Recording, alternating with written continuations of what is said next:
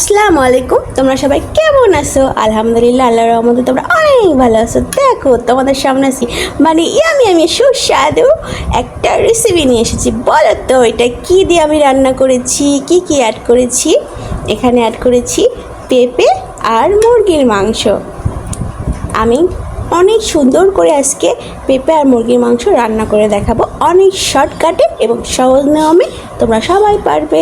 তাহলে স্টার্ট পেঁপে আর মুরগির মাংস রান্না। দেখো, প্রথমে আমি পেঁপা নিব। যতটুকু পেঁপা দিয়ে আমি মুরগির মাংস রান্না করব ঠিক ততটুকু কেটে নিব।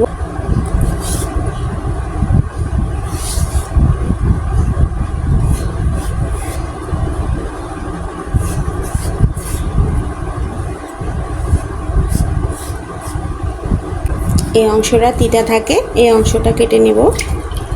ছিলা শেষ। মুরগির মাংসের মধ্যে যেভাবে দিব সেভাবে কেটে নিব। এভাবে কেটে নিতে হবে। মাংস দিয়ে যখন রান্না করব তখন এইভাবে কেটে নিতে হয়। প্রথমে আমি 1 চামচ লবণ নিব, 1 চামচ গুঁড়ামরিচ নিব, 1 চামচ গোটা জিরা নিব, 1 চিমটি ধনার গুঁড়া নিব, হলুদ নিব 1/2 চামচ, পেঁয়াজ বাটা নিব 2 চামচ, আদা রসুন বাটা নিব 1.5 চামচ। পেঁয়াজ অল্প করে নিতে হবে, নাহলে মিষ্টি মিষ্টি লাগবে পেঁপে, এই জন্য পরিমাণ মতো পেঁয়াজ নিতে হবে তোমাদেরকে।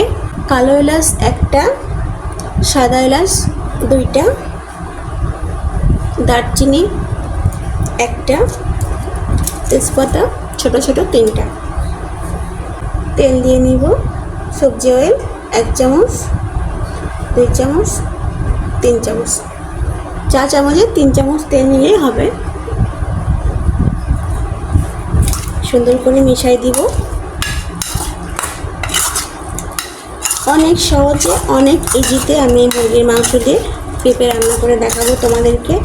সবাই পারবা, ছোট বড় ছেলে মেয়ে যে কেউ এই রান্নাটা পারবা। এত টেস্টি আর এত মজাদার, এত সহজ রান্না আর কখনোই হতে পারে না। আর এত মজা হয় এভাবে রান্না করলে যা বলার মতো না। তোমরা একবার বাসায় ট্রাই করবা, তাহলেই বুঝতে পারবা যে এটা কত মজা হয়।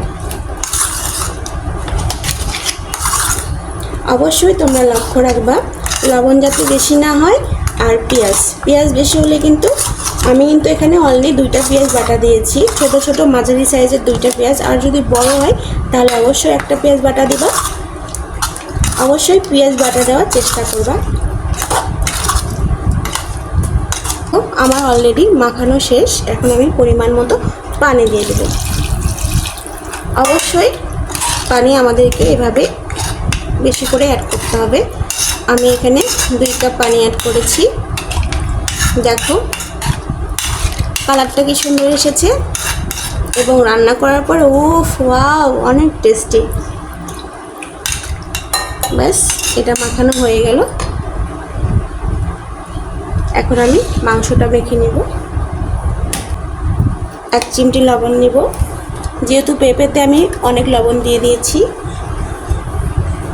1 চামচ গুঁড়ামরিচ, পেঁয়াজ বাটা 1 চামচ, আদা রসুন বাটা 1 চামচ, জিরা 1 চামচের হাফ, সাদা এলাচ 1টা, 1 চিমটি ধনার গুঁড়া, হলুদ 1/2 চামচ,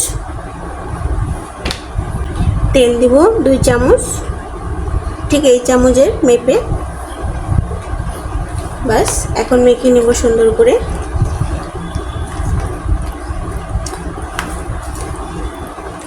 এই মাংসটা আমি আলাদাভাবে রান্না করে নিব এবং পেঁপেটা যে মেখে নিলাম ওটা আমি আলাদাভাবে রান্না করে নিব।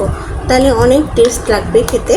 তোমরা দেখো আমি কিভাবে রান্না করি, ঠিক এইভাবে তোমরা বাসায় বেশি না একদিন ট্রাই করবা, তাহলে বুঝতে পারবে। তাহলে সারা জীবন এইভাবেই রান্না করে খাবা। এত টেস্টি হয় এইভাবে রান্না করলে, কারণ মশলাগুলো একদম ভেতরে অ্যাড হয়ে যায়। একদম সুন্দর মাখানো শেষ।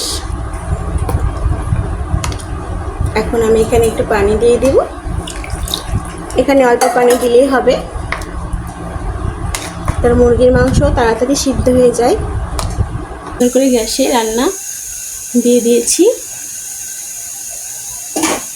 এবং এই যে মাংসটা আমি অলরেডি একসাথে দিয়ে দিয়েছি দুই চুলাতে। দেখো মাংসটা দিয়ে দিয়েছি। এখন দুইটা যখন হবে দেখতে থাকো আমি কি করব। পেঁপাটা অলরেডি সিদ্ধ হয়ে গেছে সুন্দর হয়ে, মশলাটাও ভেতরে ঢুকে গেছে। এখন আমি এই পর্যায়ে মাংসটা দিয়ে দিব।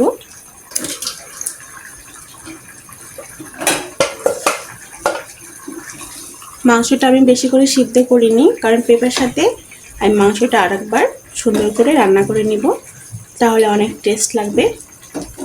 মাংস একটা টেস্ট আর পেঁপার একটা টেস্ট, দুই টেস্টে একদম জমে যাবে। একটু জাল দিয়ে নিব এভাবে 5 মিনিট। এভাবে একটু জোরে হিটে জাল দিয়ে নিতে হবে। পেঁপারগুলো কিন্তু অলরেডি অনেক সুন্দরভাবে সিদ্ধ হয়ে গেছে। এবার ভালো করে সিদ্ধ না হলে কিন্তু খেতে মজা লাগবে না। এটা ভালো করে তোমাদেরকে ফলো করতে হবে এবং মশলাগুলো ভেতরে ঢুকতে হবে পেঁপার, তাহলে ঠিক মুরগির মাংস দিয়ে ভালো লাগবে। মাংস এবং পেঁপা ভালো করে জাল দেওয়া হয়ে গেছে, ভালো করে কুক করা হয়ে গেছে। এখন আমি এটা বাগার দিব। একটা কারি নিয়েছি, একটা পেঁয়াজ কুচি দিব, ছোট একটা পেঁয়াজ দিয়ে দেবো একটু 1 চামচের মতো, 4 চামচের। জাস্ট নেড়ে নিয়ে একদম লাল করে নিব।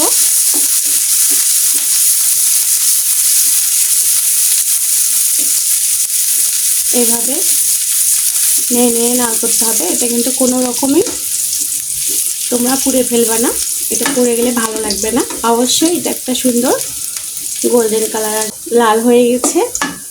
এখন আমি জিরা দিয়ে দিব, 4 চামচের 1/2 চামচ জিরা দিলাম। জিরা না দিলেও হবে, তোমরা যদি জিরার সেন্ট ভালো না লাগে তাহলে জিরা দিবা না, আর যদি ভালো লাগে তাহলে জিরা দিবা। দেখো মাংসগুলোকে দিয়ে দেবো আমি এই পর্যায়ে জালটা অফ রেখেছি যাতে গায়ে না পড়ে। এখন আমি জালটা অন করে দিব। এখন ওটা সুন্দর করে আমি কুক করে নিব, ঠিক আমি যেরকম মাখা মাখা খাবো মুরগি আর পেঁপের তরকারিটা, ঠিক এরকম আমি জাল দিয়ে নামাবো। দেখো কত সুন্দর হয়েছে, কেউ বুঝতে পারবে না এটা পেঁপার তরকারি। এত টেস্ট হয়েছে না, যা বলার মতো না। দেখি লবণটা একটু চেক করে, একদম পারফেক্ট হয়েছে লবণ। আমার এটা কমপ্লিট। এখন আমি এখন গ্যাসটা অফ করে দিব। ব্যাস, এটা আমি এখন তোমাদেরকে পরিবেশন করে দেখাবো। দেখো আমি সুন্দর করে পরিবেশন করেছি, কত সুন্দর হয়েছে দেখছো? দেখতেই না কত সুন্দর, খেতে না আরো কত মজা, কত ইয়ামি। দেখো সুন্দর করে পেঁপাগুলো সিদ্ধ হয়েছে, কেউ বুঝতে পারবে না এটা পেঁপের তরকারি। অনেকে পেঁপে পছন্দ করে না, তারাও পছন্দ করবে। দেখো আমি একটু খেয়ে দেখবো একটা পেঁপে কেমন টেস্ট হয়েছে, একটু দেখি। মজা,